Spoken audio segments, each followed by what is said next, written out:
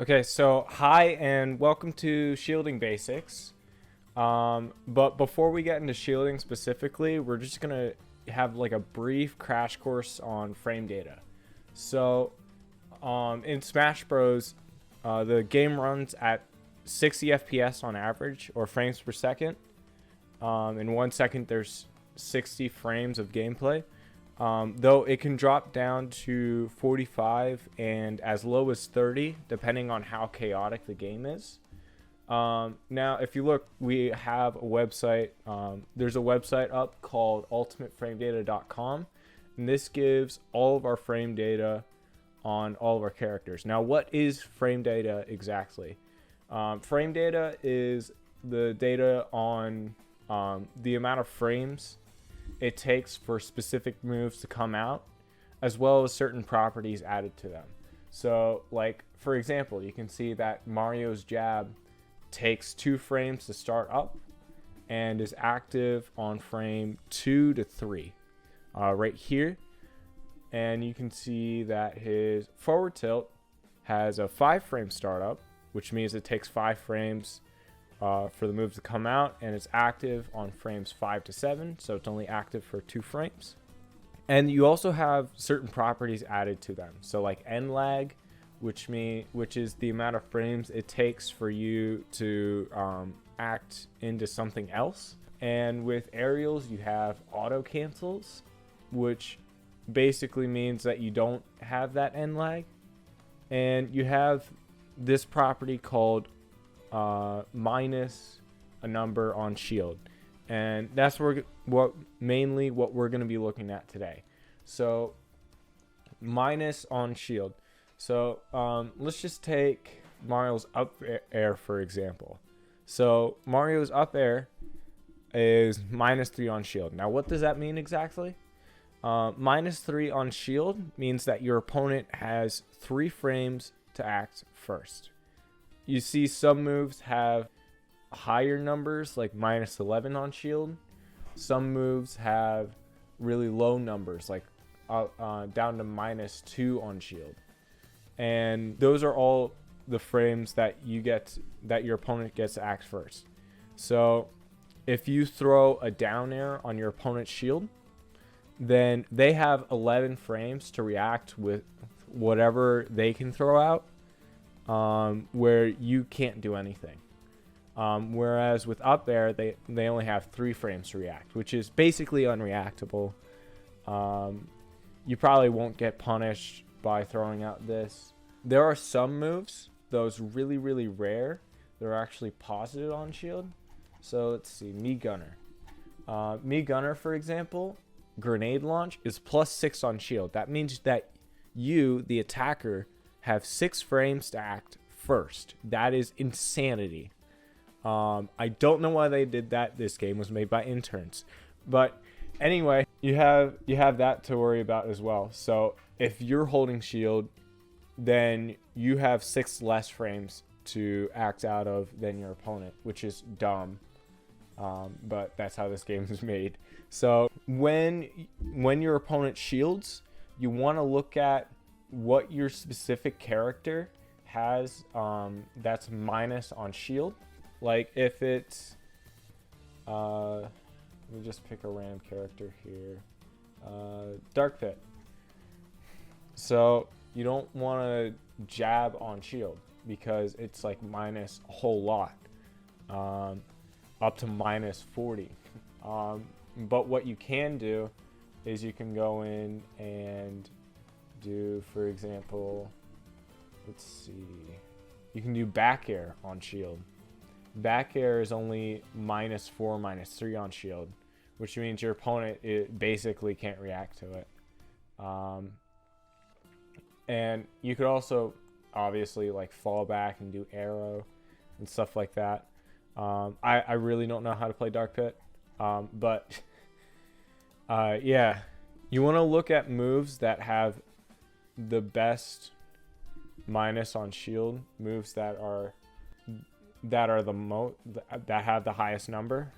And you also want to look at moves that have really big and long hitboxes that extend beyond where their hurt box is, that's called a disjoint. So sword characters, they have disjoints. You can also use those depending on a couple of factors. So let's just go to his neutral air. Now neutral air is already pretty safe, -5 on shield. But if you space it out and make it so that the very edge of the blade is what hits the opponent's shield, you can drift back, and then your opponent has even less options to punish you for it.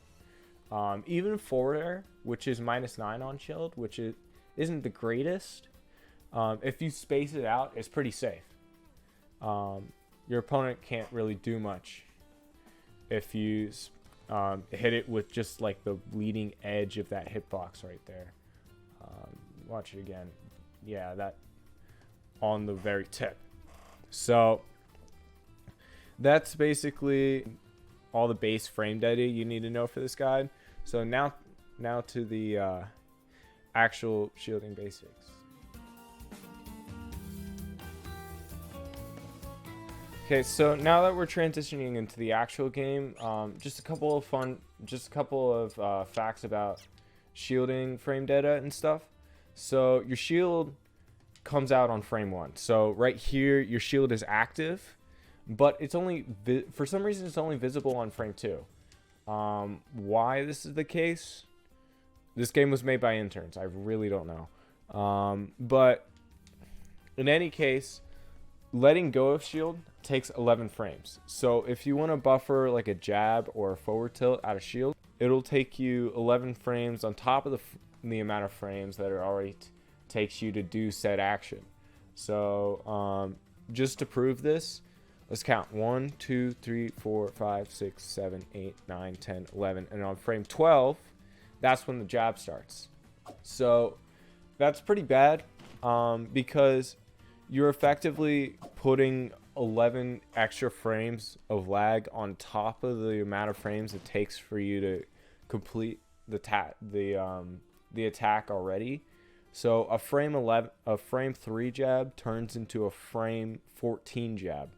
Forward tilts are even worse in general. But there's a couple of things that you can do to remedy that. Skip the animation.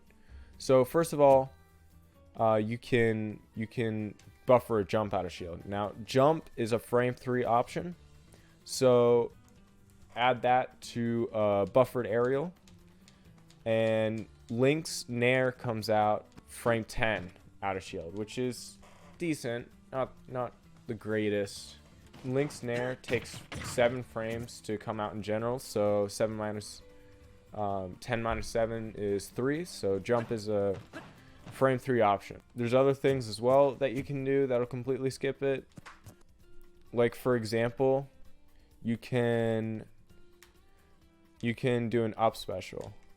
You can do specials. Specials completely skip the animation, and however many frames it takes to start up is how many frames the option is out of shield. You can also do smash attacks, which don't have the animation either. So Link's up smash can be good out of shield in some situations, for example. But if your smash attack is slow anyway, then you probably shouldn't use it. So you can also spot dodge. If you know your opponent's coming in, this option's generally pretty good. You do this. You can do it from shield or just in general by hitting shield and pressing down, or if you're already holding shield, just press down. You can also roll. So every character has a backward roll and a forward roll. The forward roll is generally faster than the backward roll, but it turns you around, whereas backward roll keeps you in the same orientation that you were facing before. It's slower though, so yeah, don't spam rolls or they're gonna get slower over time. Even forward rolls, if you just spam them, they get I believe off the top of my head it's about 30% slower if you just keep spamming them over and over again. So try not to do that. You can also grab out of shield. Though if your shield gets hit, you're stuck in shield for 4 additional frames before you can grab. This doesn't happen with jumping or with specials, but it does happen with grabs. It doesn't happen with smash attacks either, but it's only a grab thing for some reason. This game's complicated, man. But the final thing that you can do, if we set this guy to forward smash, so you can parry like that. That parry will skip the animation and will that parry skips the animation and allows you to jab or tilt out of shield, depending on how fast your options are anyway. Like so. So you have that as an option as well. How the specific frame data on it, parries freeze the attacker for 11 frames. That's so annoying. Parrying freezes the attacker for 11 frames, but it only freezes you for 8, meaning that you have 3 more frames than your opponent to react with something. I think that's everything. Make sure to mix up your options out of shield, because if you always roll backwards, I have this neat thing where I just walk forward slowly and grab you, and it's funny. And don't let that be you. Don't always roll backwards out of shield. Don't always spot dodge out of shield either, because I can just hold this F smash here, wait for you to be done, and laugh at you all the same. If you always up smash out of shield, if you always GSA out of shield, if you always do back air or neutral air, those are all punishable. All of your out of shield options. Even Cloud's up B, if you hold shield, you can just like grab them out of it. Even though it's a busted out of shield option, it's still punishable. So just mix up your options, figure out what the attacker's doing, and try and punish that instead of going for just what's good. Because most likely your character has a ton of tools that they can use that'll be effective. So yeah, that's my little spiel. All right, now to move to offense. Okay, so now moving on to offense. Look for moves on your character that are -4 to 5 on shield, or lower or higher, as those will be the main moves that you want to use in neutral and against shield. Because if I just hit with an up tilt, I'm gonna get a hard punish there. So yeah, but the thing with safe on shield, you can't just throw this out, stand there, and expect to not get punished. You're gonna get hit, and you might even get killed because you didn't do anything afterwards. So most basic thing you can do with a safe aerial is shield. If you know your opponent's about to attack, you can shield. You can also spot dodge and punish it that way. Like, that would be the shield punish that I would go for, personally. But you can also spot dodge like this, follow it with whatever you want. You can also cross up on shield, which means you go to the opposite direction of what your opponent's facing, so they have even less options. They can't grab you anymore. So cross up, you can do cross up followed with whatever aerial is safe for you, and then do all the other options that I'm about to show you right now. I'm failing dramatically because I'm bad at this game, but bear with. So with Link's neutral air specifically, he can follow up with another neutral air as well. He can follow up with you can generally follow up with a jump, but Link specifically can follow up with a buffered nair afterwards. which is pretty busted, if you ask me. You can also space out your aerials, like I said earlier, and make them like really hard for your opponent to hit. So if I just go like that and then drift back, he can't hit me with the down smash. You might even be able to like go in and just dash away and with Link specifically, I'd follow up with a boomerang or something. If you know your opponent likes to go for a grab, I generally spot dodge. You can also if you don't want to mess with it, you can also roll backwards or even roll forwards and get behind your opponent. Though I hate recommending rolls because rolls can be so predictable sometimes. You can also parry and punish like that, as I just demonstrated. You can also just go up and grab them. If they're being too predictable with their shield, you can just run up, grab them, and follow up with whatever combo works. Link, Nair, obviously. Nair is the best solution to everything on Link because this game was made by interns. But it's the same with defending shield. You want to mix it up. You don't just want to go for Nair to shield or Nair to spot dodge every time, because you are going to get punished. If I go with a Nair and always grab and always jab after it, then he's just gonna hold it, and then he's probably gonna punish me really with something really like a hard read. Point is, look at what your opponent does. If your opponent always grabs at a shield, just spot dodge and grab them. That will be funny. If your opponent always goes for an attack, you just shield it or parry it or spot dodge and punish that way. If your opponent always goes for jumps out of shield, just match them with your own aerial if it's fast enough, or you can shield it and then do a jump of your own. I don't know, just mix it up. Don't always do the same thing. Gosh, that was laggy.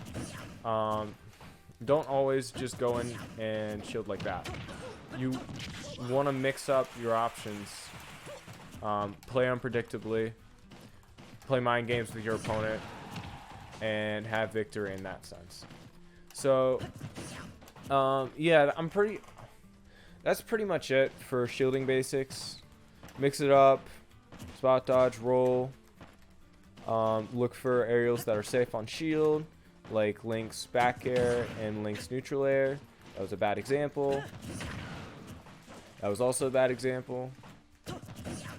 There we go. As far as out of shield options, you can use aerials, you can use specials, you can use smash attacks, so they're pretty committal. Yeah, that's pretty much it. See ya.